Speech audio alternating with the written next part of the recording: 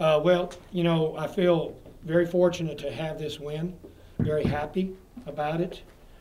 Disappointed that we let him come back at the end of regulation. But particularly that last three, I believe Corey had his hand right in the guy's face. He just made a big shot. So when I see a shot like that, it's very disappointing. But also, I'm saying to it, hey, he hit a big one. He deserves to go to overtime.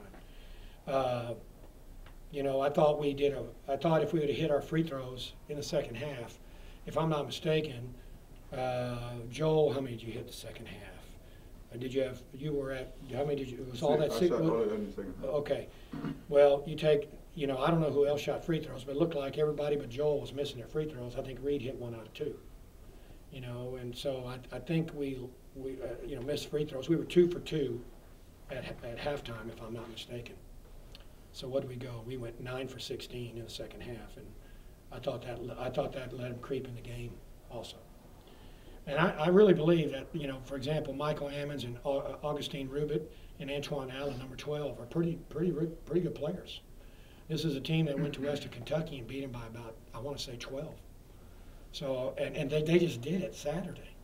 So I was really thinking, we're gonna hit somebody who's really hot and they're gonna take it to us. But like I said, we're real glad to get the win. Reed did a phenomenal job shooting the basketball tonight. Joel, got us 8 rebounds. Had nothing but 2 turnovers tonight. Wow. He had 3 blocks too, and those were all big. So, other than Joel and Reed, though, we didn't have very many good performers tonight. So that's why these 2 are here, because without them, it'd be another. We would have lost the game. Danny, you're not shy to talk about how much you need the seniors to perform, and you're not shy also to talk about how you needed change from the seniors from the last regime to have these. Well, it is a big change. It is a big change. Yeah. What I'm asking them to do. Yeah, but for them to be here shows just how far they've come, right? Oh, without a doubt. If you look at our tapes earlier in the year versus how we're playing, I want to remind everybody that we've only gotten beat, and Georgia State beat us bad. And Lafayette beat us bad. But other than that, whether it be on the road or whatever, Western Kentucky, Arkansas Little Rock, we beat Monroe on the road. We just have not done well closing out games in the last 2 minutes. The Lafayette game's another one we should have won. I think most people would say, God, for 37 minutes, you guys look great. And tonight we were able to close it out, albeit we went the long way to close it out. Just 5 extra minutes, right? Yeah, so anyway, but it was good to close one out in such, for a change rather than let it slip away. Coach, it was, like you were saying, it was a close game. Most of these close games, you guys haven't been able to finish it out. What went into tonight? What was into your team's mentality to finish it? I don't know. I really don't know what these guys are thinking. I know this before the Louisiana Lafayette game. I thought you could feel the tension in the locker room. It's a kind of tension that I usually put with that we're going to be successful. They're ready to play. You can just feel it. And tonight, I felt some of that, but not as much as I did against Lafayette. I think these guys knew that we needed to get this win if we want to move up and get to the tournament. I believe now it says we're 3-9, but we're really 4-9, I believe, and we're tied with Troy State, and we're 1 game behind Monroe. So if we can win another game or 2 and tie Monroe, we'll get the tiebreaker because we swept them. And I'm trying to make sure these guys are aware of all of that, so they understand how important these games are. Do you think this is the type of win your team needs right now at this stage? We need any win. Well, of course. But Yeah, but I tell you what I like about it, we won a close game. Instead of walking down to the locker room with their heads down, there's smiles everywhere, and that's good. Yes, it's good. We need a confidence boost. We didn't play well against Georgia State. Some of that is our own fault, and some of it is they just lost 2 nights before, and I know they were ready for whoever was coming in after that. I was willing to bet they were going to beat anybody by 20, if not more than 20 that night.